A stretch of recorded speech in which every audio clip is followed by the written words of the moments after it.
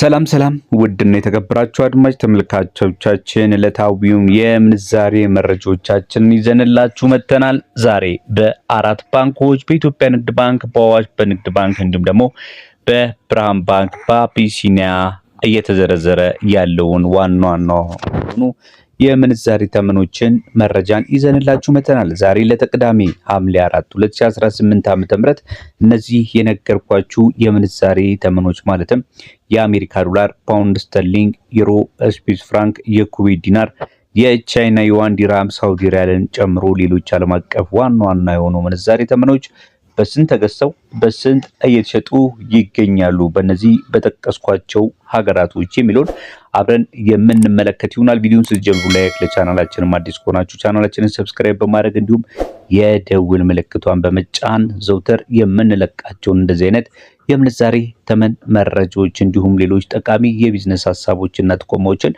ተከታተሉን ዘንድ በማክበር እየጠየቀን ወደ ያዝንላችሁ መረጃ እንሄዳለን። ዛሬ አንድ የአሜሪካ ዶላር በ158.64 እየተሸጠ ይገኛል። እየተገዛ ይገኛል። እየተሸጠ የሚገኘው ደግሞ በ161 ከ82 የኢትዮጵያ ብር ነው። ፓውንድ ስተርሊንግን ስንመለከት አንዱን የፓውንድ ስተርሊንግ በ208 ከ53 ሲገዛ ለማለት ነው። የሚሸጠው ደግሞ በ212 ከ70 የኢትዮጵያ ብር ነው።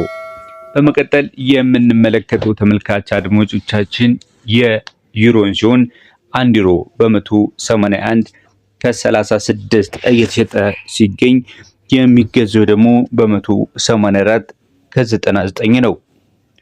ቀጥለን የምንመለከተው ደግሞ የስዊስ ፍራንክን ይሆናል። አንዱ የስዊስ ፍራንክ በ192 ከ93 ተገዝቶ በ196 ከ79 በምሽት ላይ ይገኛል።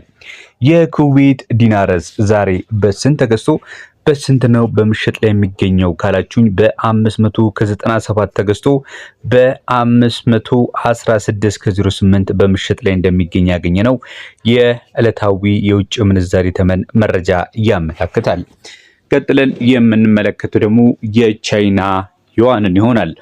አንድ የቻይና ዩዋን በ22 ከ91 ተገዝቶ በ23 ከ37 የኢትዮጵያ ብር በምሽት ላይ ሲገኝ ዲራምን ደግሞ በ43 ከ20 ተገዝቶ በ44 ከ06 የኢትዮጵያ ብር እየተሸጠ እንደሚገኝ ያገኘነው መረጃ ያመለክታል።